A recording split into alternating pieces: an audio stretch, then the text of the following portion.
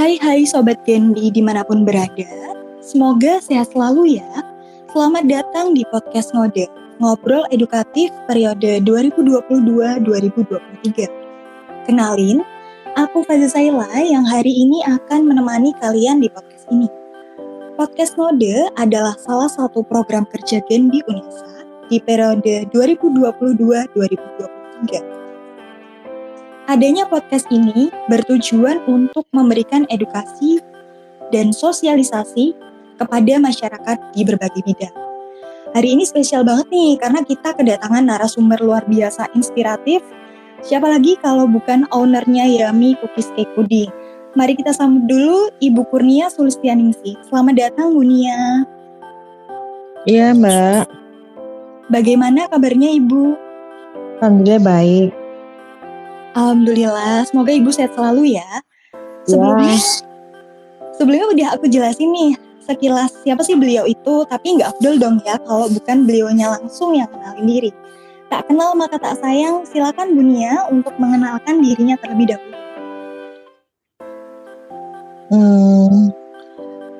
Saya Nia, mulai usaha di puding cake cookies itu mulai serius 2017. Saat ini sih saya menilai masih kurang booming karena kurang konsisten di di sosial medianya. Saya kurang konsisten karena terlalu sibuk di produksi, pegawainya masih satu gitu. Jadi harus lebih konsisten lagi. Baik, terima kasih. Itulah sedikit cuplikan dari narasumber kita malam ini. Jadi, pada episode kedua ini kita akan mengangkat topik tentang how to promote your business atau bagaimana sih cara kita untuk mempromosikan bisnis kita. Nah, penasaran kan gimana ceritanya? Makanya tetap stay tune di podcast Ngode, ngobrol edukatif ya. Oke, Ibu, di awal Ibu sudah menjelaskan berdiri tahun 2017 ya Bu. Untuk latar belakangnya sendiri, usaha Yummy Cookies Cake Pudding ini bagaimana ya Bu? Latar belakangnya ya karena pertama saya suka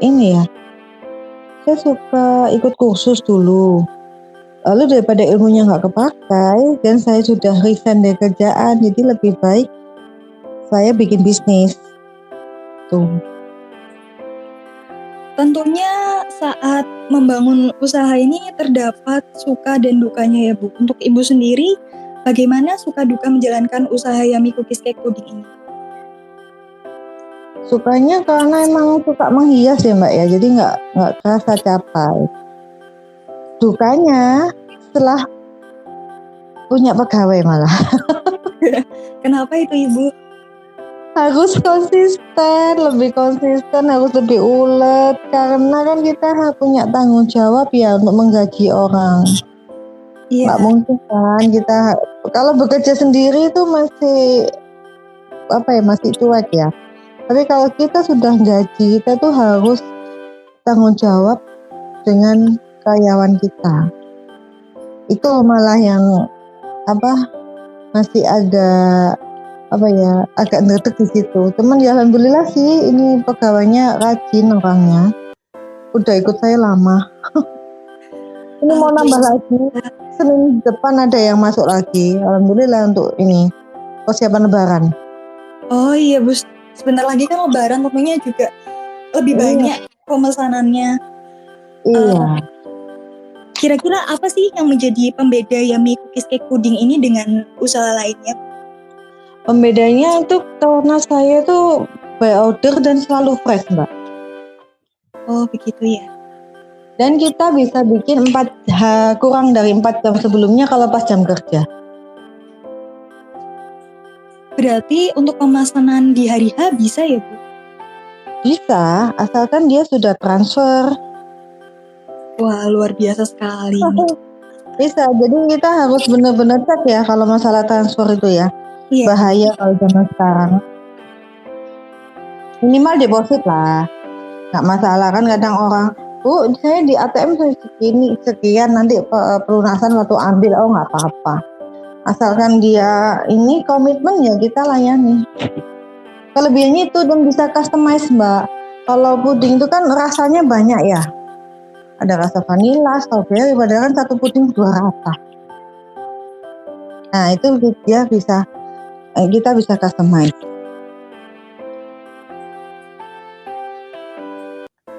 Kelebihannya di situ. Wah, iya Bu. Untuk strategi pemasaran yang dijalankan Bu Nia selama ini sudah menjalankan strategi apa saja Bu? Misalnya mungkin penggunaan sosial media atau website dan lainnya. Saya bikin web, suami yang bikin ya, bikin web, bikin GMB. Tapi kalau saya bikin Instagram, bikin TikTok, bikin WA status, itu kalau saya. Suami itu. Itu harus dikonsistenin semua. Cuman ini GMB-nya lagi berhenti karena dia terlalu agak ketat ini GMB sekarang itu Mbak. Salah dikit kena ban, diblokir.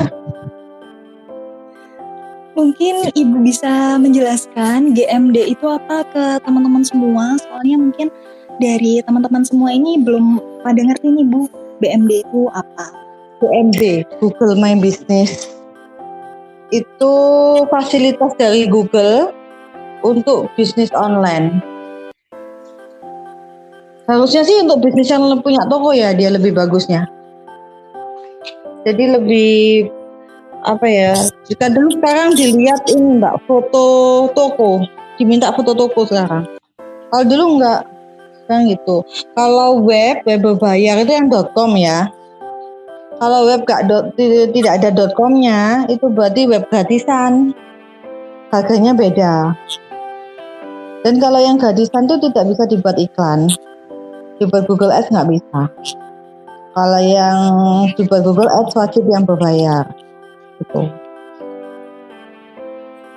Kalau boleh tahu, apa sih alasan Ibu memilih Google Ads ini sebagai media pemasaran Ibu? Karena itu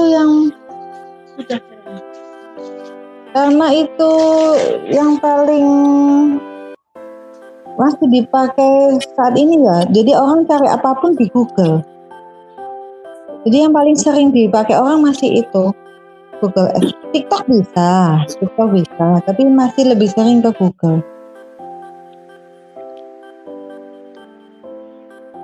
Untuk kelebihan dan kekurangannya sendiri dari Google Ads tersebut apa Bu?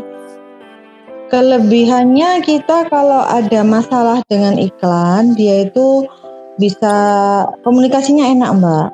Jadi ini kekurangannya ini, apa salah ini gitu. Dia enak komunikasinya. Jadi kalau kita sudah benerin bisa jalan.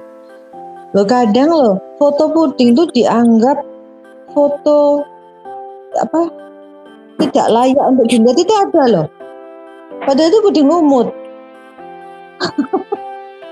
Mungkin dia bacanya lumut ya, lumut nggak layak untuk makanan gitu loh. Jadi diblokir ads-nya.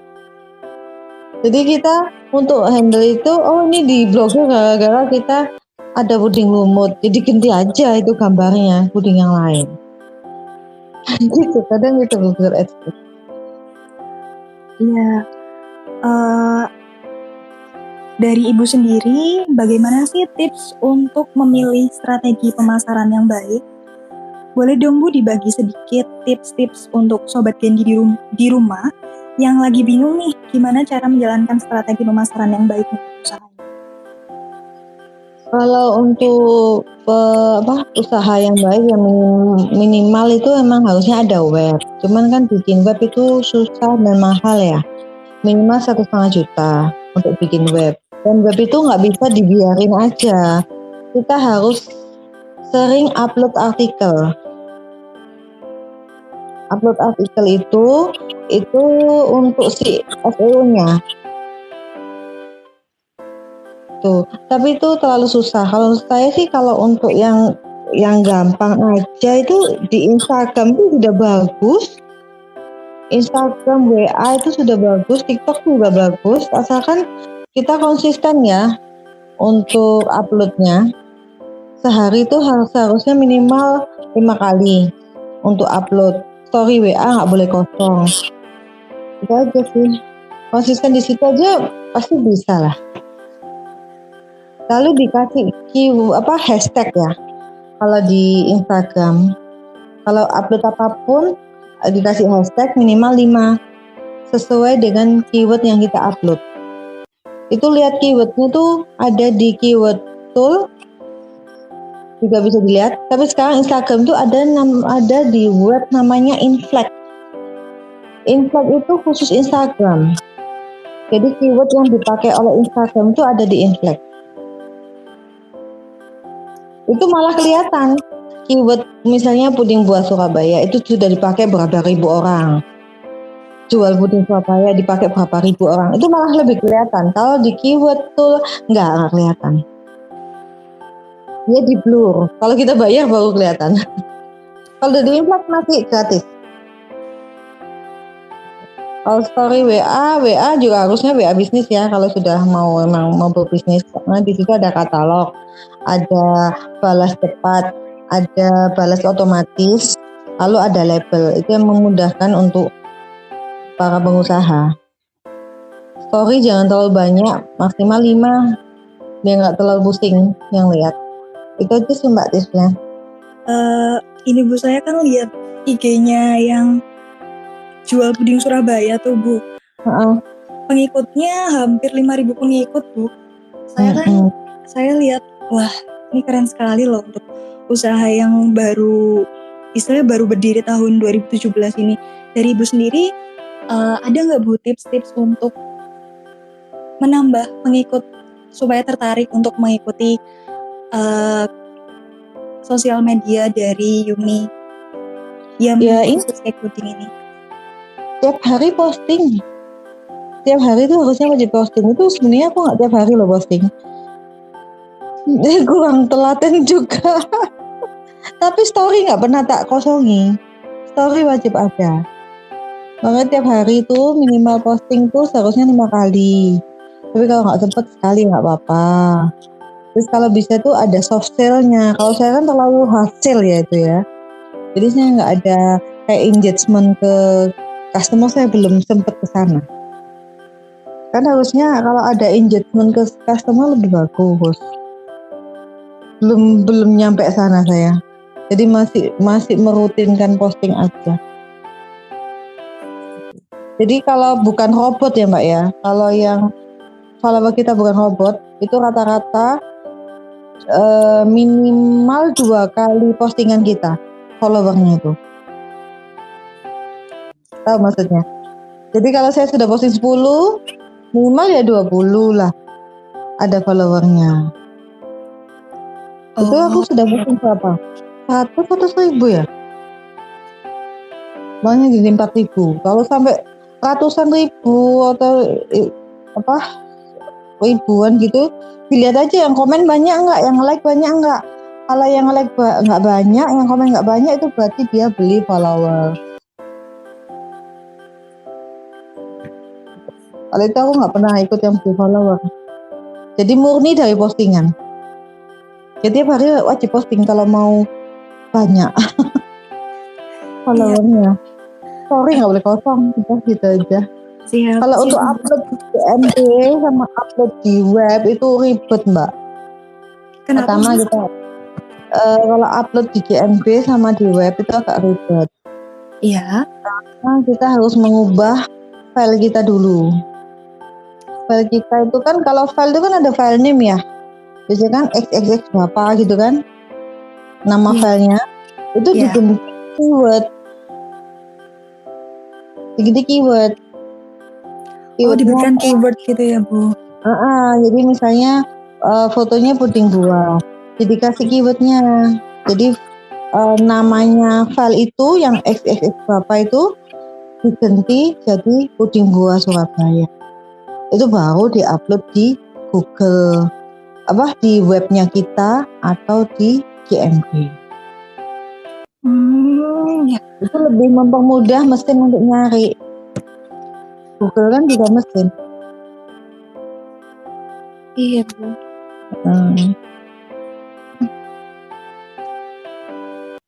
Baik, untuk teman-teman, begitulah tips dari Dunia selaku ownernya Damiki Studio.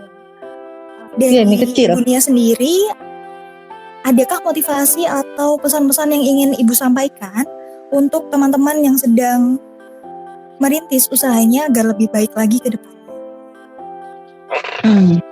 Untuk usaha wajib fokus.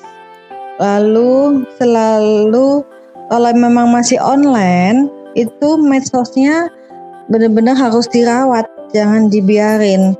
Instagram itu harus ada feed minimal sehari sekali nggak apa-apa lah, tapi konsisten tiap hari ada. Story itu jangan nggak boleh kosong. Lalu kalau WA, kalau bisa pakai WA bisnis, itu yang paling minimal ya. Gitu.